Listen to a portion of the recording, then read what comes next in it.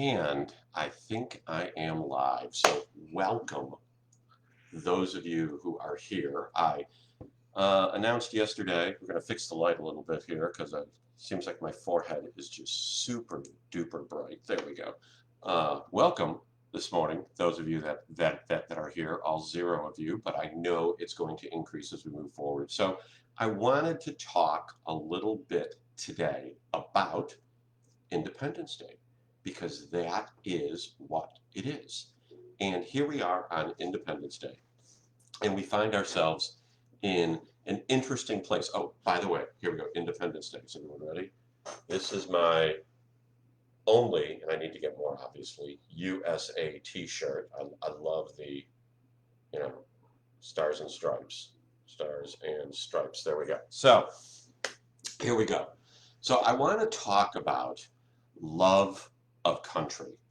Um, I have always loved our country, even when I didn't agree with what was going on politically.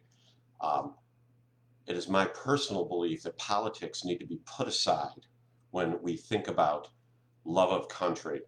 Yes, happy birthday, USA. Absolutely. And I think where I've gotten my love of country from is from my immigrant paternal grandfather, Grandpa Joe. So my grandfather, and he died back in, and I wrote it down so I would get it right. Let's see, Grandpa Joe died in 1991. So it was a while ago. Gosh, almost 30 years ago. So Grandpa Joe um, emigrated from, and this is where it gets fuzzy for just a little bit. White Russia is what he told us as the grandchildren. Now, where is White Russia? Hard to say. Somewhere between Russia and Poland. And he came to the United States, um, and he was very, very pro USA. I remember my grandfather talking about why he left, and he would say Russia or White Russia. And he said the reason he left is because when he saw his grandfather get beat up by the Cossacks for the umpteenth time, it was just time to leave the country and go to North America, to the United States. So he emigrated here with, he said, nothing in his pockets at all. He had money for the trip on a boat from Copenhagen to Halifax. Yes, he came through Canada, and how he got from Canada to the United States is lost in the legend of Grandpa Joe.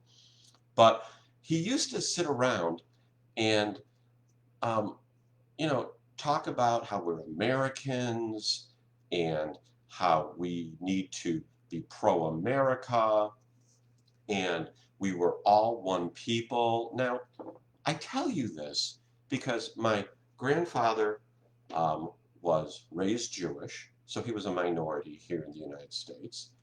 Um, matter of fact, my grandfather was Jewish. Period. I was raised Jewish and become a Christian, but I digress. Um, and when he came to the U.S., here's the thing: when you look at the actual documentation, when he came to the United States, he had a different name. His name became Joe Letwat. And I still refer to him when we talk about him as Grandpa Joe.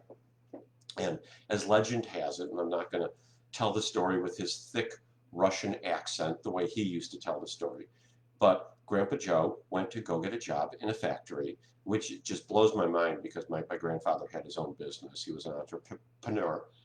He sold to nickel and dime stores. Um, Sold comic books, sold plastic things, sold them stuff out of the back of his car back in the day. And so he goes to get this job, and the guy looks at his name and says, "I can't say that." And my grandfather's name was Zajlit Litvak, hence Sean Litvak. Okay, but his name was Zajlit Litvak. And the guy in the factory goes, "I can't say that. If you want a job, your name is Joe Letwat, Letwat, Letwat." And my grandfather told him no. And they went back and forth a couple times. I'm not going to give the whole big story with beating on the chest and all that good stuff, as my grandfather used to tell it. And he ended up, the guy said, look, if you want this job, your name is Joe Letwat. Now, what's your name? And my grandfather said, Joe Letwat. And that's how we became the Letwats. And if you go onto LinkedIn and you type in, Letwat, you will basically see all my relatives in the United States because none of them have changed their last name. Well, you won't see all of them. You'll see all of them that have that last name. My cousins, um, basically my cousins, my uncle, my aunt. Okay, so back in 2018, we decided to right that wrong and change, and I call it a wrong, but we're going to get to that in a minute, and change our last name to Litvak. So our last name is now Litvak. My grandfather, my paternal grandfather's, my dad's original last name, Litvak. So my grandfather, was persecuted in Russia. Growing up, there was all kinds of anti-Semitism, and he had to change his name. He was discriminated against, as different people are at different times, but he loved the country. When I was growing up, there was a big thing about, assimilation. Don't lose your identity. And my grandfather um, was an American. He wasn't a Russian American. He wasn't a white Russian American. He wasn't a Polish American.